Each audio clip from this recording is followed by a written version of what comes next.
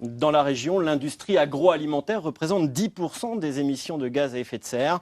Pour les aider à réduire leur consommation énergétique, une start-up sélectionnée pour participer à la COP21 a mis au point un procédé innovant. De nombreuses entreprises font appel à ses services. Marianne Picoche, Christophe Gaillard.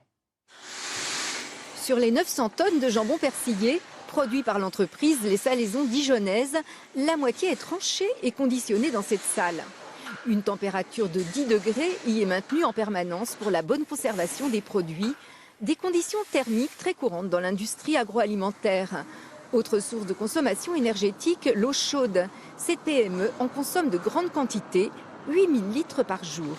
De l'eau, on en incorpore aussi bien pour la fabrication de nos produits, pour la cuisson de nos viandes, pour la mise au sel de nos viandes, que pour la fabrication de nos gelées et enfin aux étapes finales de nettoyage.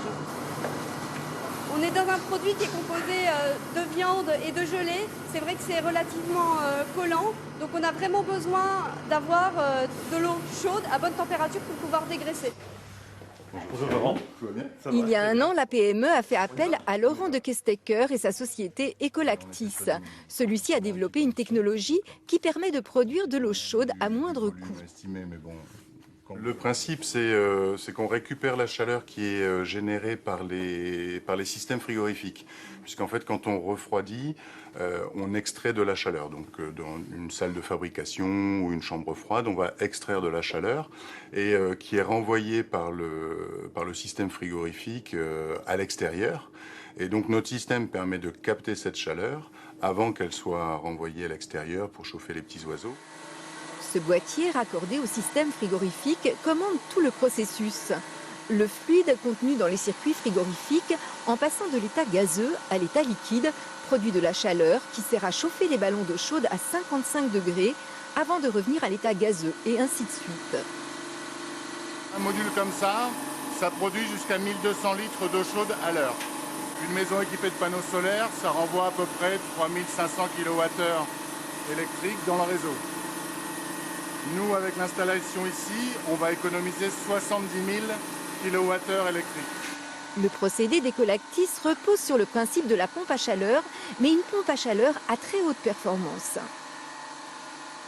Les systèmes qui existaient jusqu'à présent en fait, permettent de récupérer, on va dire en moyenne, à peu près 20% de la chaleur qui est rejetée. Et notre système permet de capter 100% de la chaleur. Donc on peut, dans l'absolu, faire 5 fois plus d'eau chaude avec une même installation frigorifique. Laurent de Kestecker a créé sa start-up en 2009 près de Dijon. Dans ses locaux, il travaille sur la recherche-développement et pour la fabrication, il s'appuie sur le savoir-faire des entreprises locales. Tous nos partenaires industriels sont en Bourgogne, les modules de récupération de chaleur sont faits en Saône-et-Loire, les ballons sont faits dans l'Yonne, la régulation électronique est développée et fabriquée ici en Côte d'Or. Donc voilà, on est effectivement très ancré sur le territoire bourguignon. Une petite entreprise qui grimpe avec la perspective d'un énorme marché qui s'ouvre à elle. Ses atouts, innovation et adaptation.